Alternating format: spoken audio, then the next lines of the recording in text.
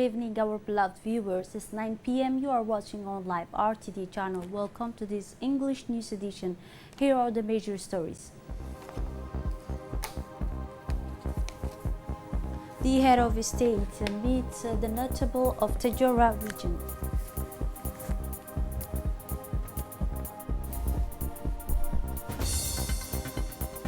They held the interdepartmental consultation meeting. And on the international scene, since Syria first joined between Turkish and Russian patrols on the MA road in Idlib. Those were the headlines. Thanks for joining us in our newsroom. The head of state, His Excellency Ismail Margili, was unable for a meteorological reason and due to incompatibility with his planned trip by helicopter go on Monday to the town of Madgul, which is supposed to host the second phase of citizens' debate for the benefit of Tajora region. If independently of his will, the head of state could not attend the dialogue he wished and planned himself with his compatriot in Madgul and surrounding localities, he nevertheless took the necessary agreement and arrangement for the holding of the events, in particular by asking three members of his government to represent him and to commit themselves as he does himself to all the activities proper to this exercise of exchange, debate, consultation, and formulation of requests conducive to the well-being of population of our island to the region of Tajora. The debates were then extended to the initiative undertaken of the principle of their specific on economic potentialities in favor of growth and development of Madgul and surrounding localities. The Minister of Interior, Mumin Hassan Sheikh, the Minister of Agriculture, Water and Fisheries, Mr. Mohammed Ahmed Awale, and the Secretary of State in charge of decentralization, Mr. Hamidou Aramis, are the three members of the government who represent the President of the Republic in Madgul areas. As for the contribution requested by this population with a view to greater involvement of the state in jobs creation and income generating activities, it was of a financial nature, particularly support for the cooperative already in place for women in the region. The economic development of our region is also parallelly linked to the allocation of the subside of the increase our production in the file of livestock and appropriation. Some speakers also said of all these requests were given initially approval by three members representing the President of the Republic at the Citizens Dialogue in Madgul areas.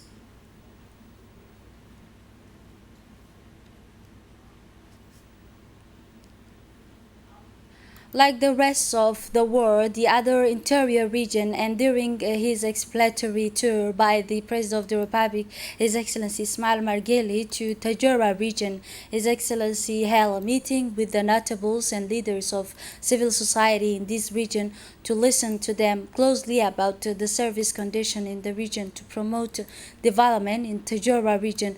This was the honor of President of the Republic receiving a warm welcome and great hospitality from the people living in this region, carrying banners written on the saying that this region and the achievement, a high-level government delegation including Prime Minister Abdul Qadir Kamil Mohammed, the Minister of Interior Mumin Ahmed Sheikh, and the Minister of Information in charge of Post and Communication, Mr. Radwan Abdullah, participate in this meeting. In a speech to him at the beginning of this meeting with the masses of people residing in the Tajora region, the President of the Republic, His Excellency Ismail Margili, spoke about the goals of his exploratory tour, which includes the whole of the interior region, aimed at examining the condition of the population. In a speech to the President of the Republic, His Excellency Ismail Margili, during his meeting with the notables and minds of the region, that he started by offering thanks and gratitude for the good reception and generous hospitality. He noted that today we have here civil society in the region, and now it is the turns of us to listen to the notables and wise people. He added that this house is which is the located has the history as we went through difficult and complicated times regarding the national reconciliation. After this opening speech, the President of the Republic gave to the notables and civil society leaders who live in the region the opportunity to directly ask their question to him, as the door for intervention that affected most of the important service areas for citizens was open, and everyone praised the intention that the President gave to advancing the development process in the region, which paid off in many areas, most notably health, education, and water, creating job opportunities for young people, promoting decentralization, bringing service closer to citizens, and issues related to waters and electricity, the effect of drought facilitation, the issuance of a national card to those who carry them, and promoting the right of a person with disabilities, where the head of the village, Mr. Hamed, asked a question related to obtain the national identity card, and said that this process was stopped after 1,000 people from the population happened, that the rest of the files are still in the government since 2014. Mr. Ali Hassan also said that he asked about the question of concerning the area of Ashela district, which is 90 kilometers from Tajora, and extended from the Musa Ali Jabal. The imbalance, on the other hand, Mr. Muhammad Abdu put a question regarding Tajura ship that docks and unloads its cargo in the fishing port, that there are no means for shipping and unloading the goods, but there are porters to these goods, which is endanger their lives. Finally, Hussein Ahmed, the head of Randa village, asked a question related to the lack of high schools in his locality. This question is directed to the Minister of Decentralization and the President of the National Assembly, who were born in this village, and they should pay attention to this matter, as I thank the President of the Republic, he said, who appointed these two men for this position, because it is an honor for the region. After listening to the demands and compliance of the notables of the city, the President of the Republic, His Excellency Ismail Margili, affirmed the government's commitment to work and achieve the aspiration of the population and meet their demands. So let's listen to the head of the state.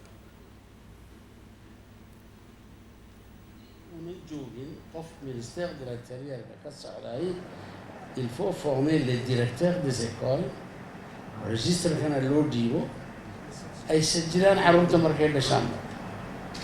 Inta ay yar yihiin iskoolka jiraan loo wada sameeyo, sans avoir besoin de commission, sans avoir besoin de in magaranaysa automatique laga dhigo. Waa kuwan halkan bay joogaan raggii iskuullada directeuradooda u dhiiban taashkaas khalaas. Wixii la hayo inankana chef de poste waan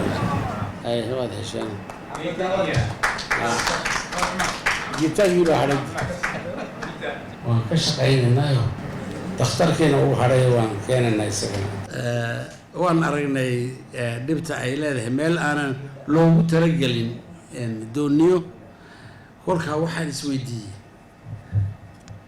waxaa yimaada Jabuuti dooniyo ka yimaada Yaman boorka meel bay ku leeyihiin warragani waa reer Jabuuti maxaa Yamanida loo soo gelinayaa oo iyaga loo soo gelin lahayaa baan ma doonayaan baan ma doonayaanoo boorkii aan ka guurnay ee weynaa waxaad ku leedihiin meel inaad dooniyihiin aad tajooriyo ubaqaad keenaysaan inaad dhigataan. kolkaa waxaa la yidhi techniquement ayayna suuroobeyn baa la yidhi à cause du tirant d'eau ma garan. kolka doonidan dee sidii halkanba marmar aan ku arki jirnay keegii baa intaa ka sarreeya kolkaa dee inaad keeg kale la sameeyo oo boordabeeshka laga sameeyo arrinkaasi inta aan solution helayno ama gaardakoodka ama boordabeeshka meesha ka rarno ma aqaan laakiin waxbaan dee samaynaynaa. On Monday morning, the Minister of Health chaired a consultative meeting to tackle the emerging coronavirus in the world. This event took place in the presence of several members of the government and members of the Ministry of Health, cadres and department. After certain cases in neighboring countries, the Minister of Health told the media that he should be careful, and this step came in the framework of the government's effort to confront the coronavirus, which is spread in the world. In another context, the government decided yesterday, Sunday, to cancel all the international flights indefinitely. The Ministry of Health has taken all the necessary measures and to confront the emerging coronavirus epidemic.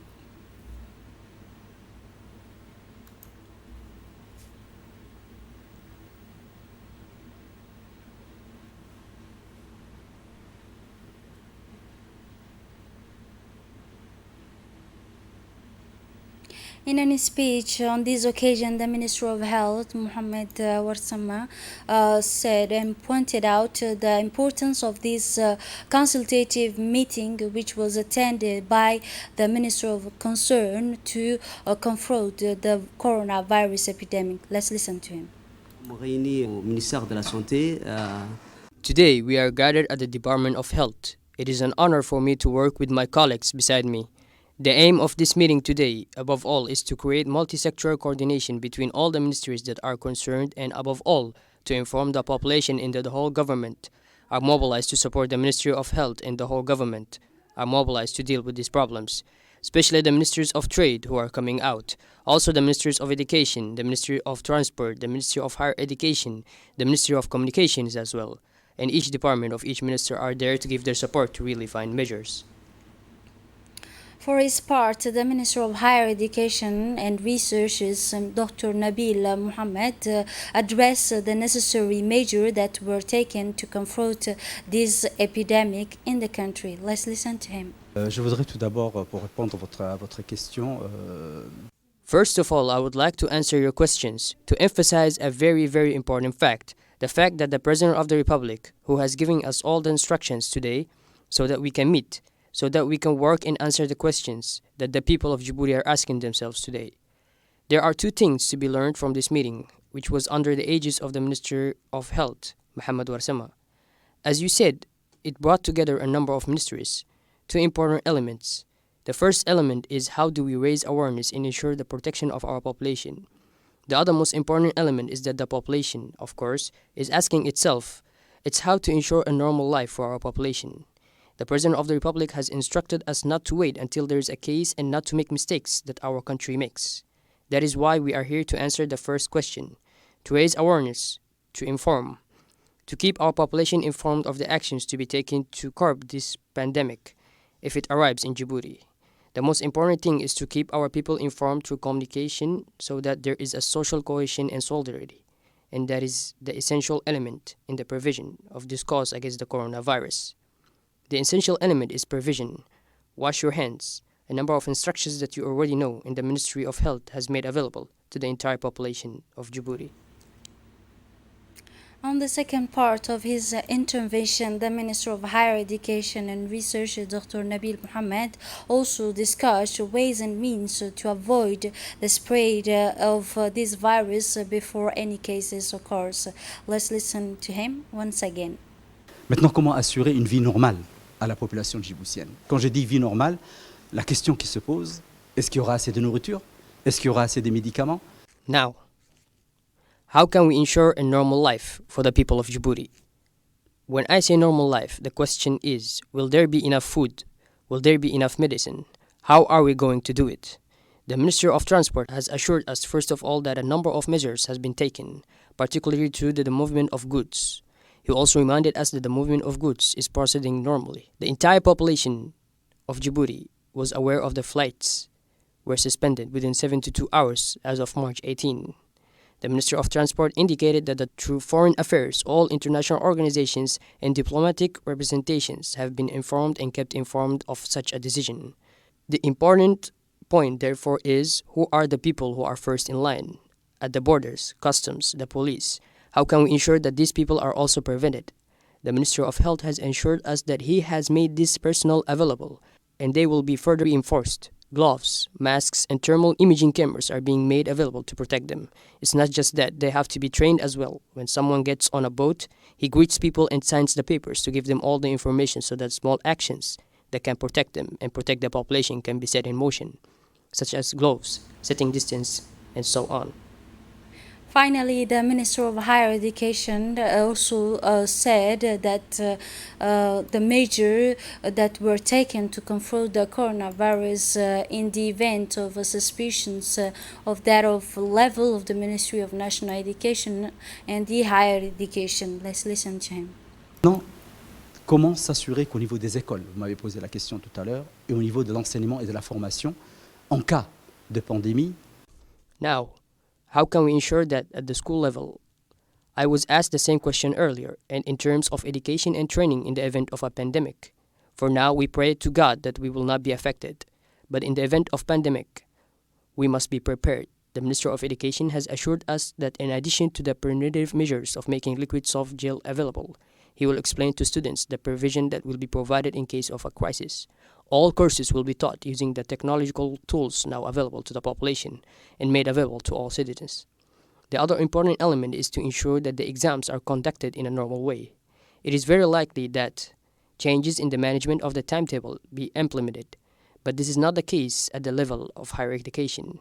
We have taken similar measures even though the student population is not as large. The number of students is not as high as the number of students in national education. All courses were taught by foreign staff, are already and will be provided by the internet tool that we have at our disposal today. All the elements to do so, we have already started to do so. It has also happened in large quantities. Brochures to make available to our students and to explain the exams to them are being maintained for the time being. As I said earlier, there is no change in this schedule as long as there is not a case in Djibouti. We have assured the Minister of Health that he will make available to him the trained students from the Faculty of Medicine and the Institute of Health Science to come to his aid to curb this pandemic. The most important element on the shore is food and health products. The Minister of Commerce assured us that he met this afternoon with the Chamber of Commerce with wholesalers to give them clear instructions to ensure supplies and avoid price spikes if there is any price spike. Sanctions will be taken. We are calling on the entire population. We will call the trader. We will call on all those who contribute to the development of the Republic of Djibouti to show social cohesion and solidarity. We will only be able to solve the problem if there is that social cohesion, this understanding, discipline in all the instructions that are given, washing hands, avoiding salutes. That is how we will be able to tackle the problem, because there is one important element, the entry of the virus. If it enters the territory, what do we do about that? First, prevent it from spreading if there is any doubt, and to make sure that a person is not a carrier of the virus. There are today, at the level of the Ministry of Health and the Ministry of Guarantee, 1,000 screening tests that are available today, and 50,000 are in progress. The Minister of Commerce informs local economic operators, especially importers, and that of speculative practice on food practice and the food prices are strictly prohibited by the regulation in force. The Ministry of Commerce and Trade urged them to ensure compliance with the price approved by its department and to guarantee the quality of food product placed on the market. Any violators will be severely punished and brought to the justice. On Sunday, the National Union of Djibouti Women entered into an agreement with the Japanese government represented by the Japanese ambassador to support a project to expand child custody. The cost of this project is estimated to be around 13 million Djiboutian francs.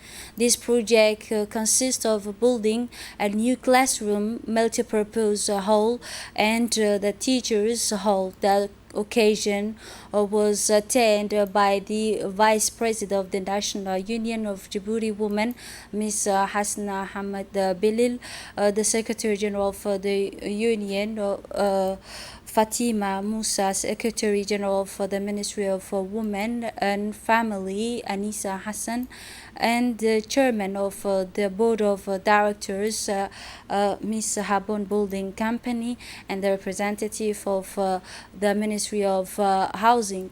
This new project aims to accommodate many children and enhance the nursery. The representative of the JICA, representative of Japanese ambassador, said in a words and thank this woman's family. Let's listen to him.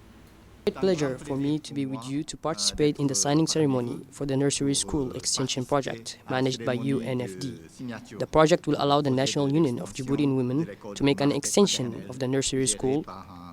Indeed, the development of a country must be based on human development. It is stated in its vision of 2035, the consolidation of the educational environment is one of the most important pillars of the Djibouti development.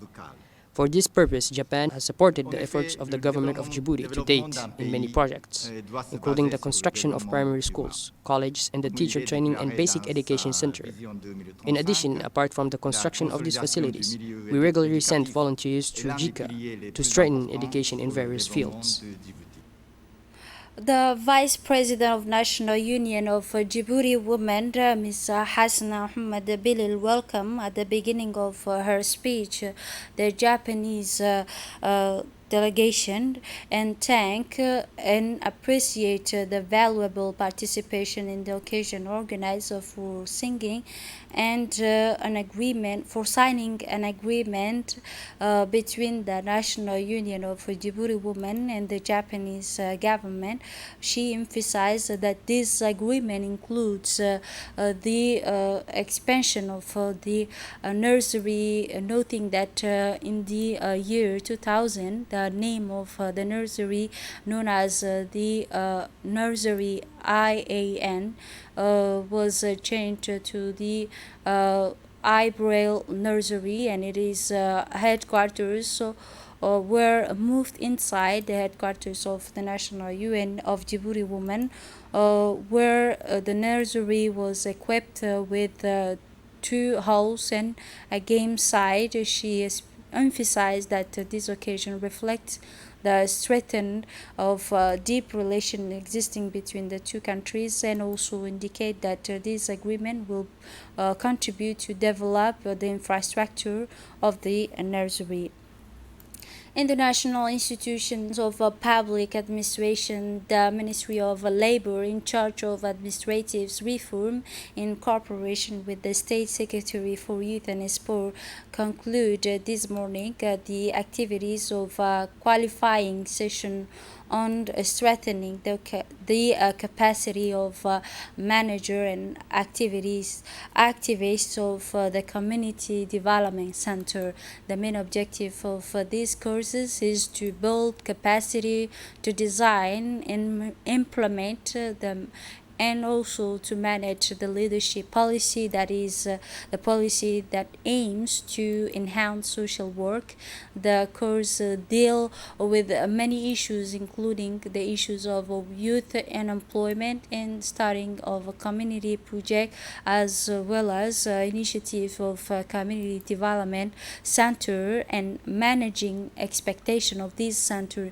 It is reported that this program will continue in the interior region after the completions of the city of Djibouti. This qualifying session lasted for 2 months, as it is started on January. Moving on to the international level, the conduct of the first joint Turkish-Russian patrol on the MA road in Idlib, the Turkish Minister of Defense announced yesterday, Sunday, the conduct of the first joint groups patrol, Russia and Turkish. Let's listen for more details. The Turkish Ministry of Defense announced on Sunday the launch of the first joint land patrol with Russia on the M4 road in Idlib, Syria. Ground forces from both sides participated in the joint patrol with air coverage, the Turkish Ministry of Defense explained on Twitter. It added the joint patrol is part of the Moscow agreement reached on 5th of March between the leaders of the two countries, Recep Tayyip Erdogan and Vladimir Putin. On 5th March, Presidents Erdogan and Putin announced that they had reached a ceasefire agreement in Idlib on 6th March. A joint statement was also issued by the two countries, which included the agreement to establish a safe corridor 6 km north and 6 km south of the international road M4. It was also agreed that Turkish and Russian patrols would be launched along the M4 road, an international road linking the provinces of Aleppo and Latakia, between the regions of Tamba, western Sarkip, and Ain al-Hur, while Turkey would retain the right to respond to attacks by the Syrian regime. This is it for this edition. Thanks for watching and have a wonderful evening.